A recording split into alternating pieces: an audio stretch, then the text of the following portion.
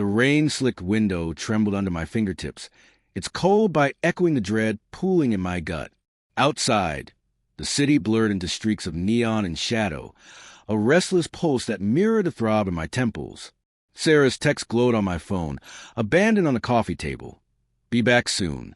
Just grabbing drinks with the team. 2 hours ago. No calls, no follow-ups. Just those words, sterile and sharp, like a blade sliding between ribs. I stare at the screen, my reflection fracturing the glass. A man unraveling quietly, piece by piece. Our apartment smelled faintly of jasmine perfume, coffee grounds, and the ghost of her laughter.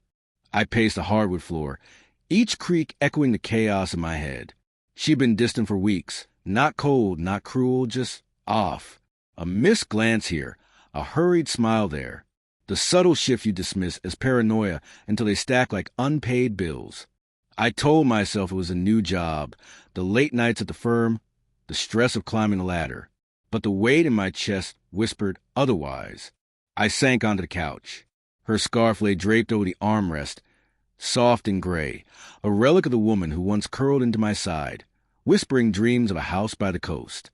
I picked it up, the wool rough against my palms, and caught a trace of something unfamiliar. Sharp, musky cologne. Not mine.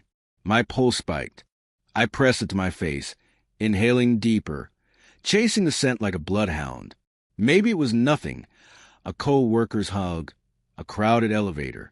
But my mind screamed, whose scent is this? Whose ghost is in our home? The clock ticked past midnight. I scrolled through her texts, hunting for cracks in her words. Running late, client dinner. 2 days ago, need to prep for deposition. Don't wait up. Each message a brick in a wall. I hadn't seen her building. I opened her socials, something I'd never done. Guilt pricked my skin, but I scrolled anyway. Photos of her laughing with colleagues, her hand on a man's arm. Eric. The name surfaced like a shark's fin. Her co-worker, the one she mentioned too casually, too often. I clicked his profile. Private. Only a profile picture. Sharp jaw, easy smile, eyes that seemed to know too much. My phone buzzed. Her name lit up the screen. I answered, voice tight. Where are you? Still at the bar, she said, bright but frayed at the edges, like she was trying too hard. Lost track of time. You okay? The question stung. Was I okay? No. I was drowning in the spaces between her words. Who's there? I asked, hating the edge of my voice. Just the team. Eric, Jen, the usual. Her laugh was thin, a cracked veneer. I'll be home soon, Ben. Promise. Don't rush, I said before I could stop myself. The words slipped out. There's nothing waiting for you here. I hung up, heart hammering. The silence that followed was louder than her voice had ever been. I wandered to her desk. Papers, pens, a half-empty mug. Her usual chaos, once endearing, now felt like a maze concealing secrets. I opened her laptop. Password prompt. Tried our anniversary. Her dog's name. Nothing. My fingers hovered, then typed, Eric. The screen unlocked. My stomach lurched. Her email inbox was open. Each subject line a jab. Case notes. Meeting reschedule. Drinks tonight.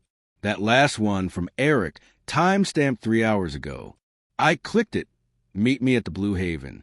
9 p.m. Just us. My vision tunneled. I scrolled further. Missed you last night.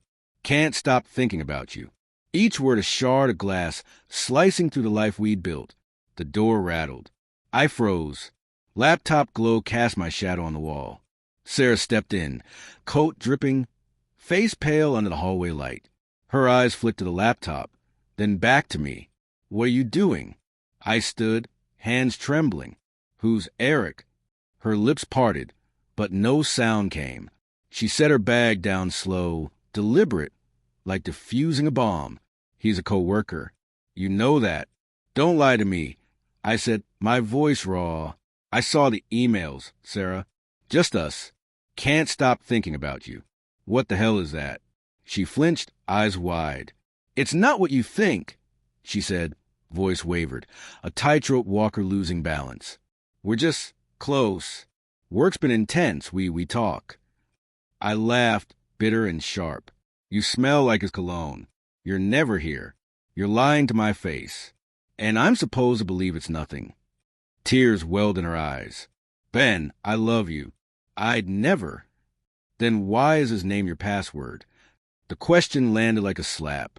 She froze, breath catching. The room felt too small, the air too thick. I didn't mean for it to happen, she whispered, voice breaking. It was just drinks, then talks, then... I don't know. I got lost. Lost? My chest burned, anger and grief colliding. You can get lost, Sarah. You chose this. You chose him over me. She reached for me, but I stepped back. I didn't want to hurt you, she said, tears streaming. I wanted to believe her. I swore I did. But the cologne, the emails, the late nights, they were a map of her betrayal, drawn in ink I couldn't unsee. You already did, I whispered. You broke us. She sank to the floor, sobbing, clutching her coat like a lifeline. I stood hollow, watching the woman I loved unravel. Part of me wanted to hold her, pretend we could fix it. But the other part, the part that had tasted her lies, knew better. I grabbed my jacket, keys jangling. I'm leaving, I said, heavy and final. Don't follow me, I added before she could speak. Ben, please, she begged, voice raw. We can fix this. I paused at the door, rain pounding outside like a drum roll. You fixed it already, I said, facing her one last time. You chose him. Live with it. I stepped into the storm, cold biting my skin, and kept walking. Behind me, her sobs faded into the hum of the city. Then my phone buzzed. A text from an unknown number. She's not worth it, man. Trust me. My blood ran cold. Eric had known I'd find out. He'd been waiting. The rain hid my tears, but not my rage. I kept walking, each step heavier, knowing the real betrayal wasn't just hers. It was a game they both played, thinking I'd never see the truth.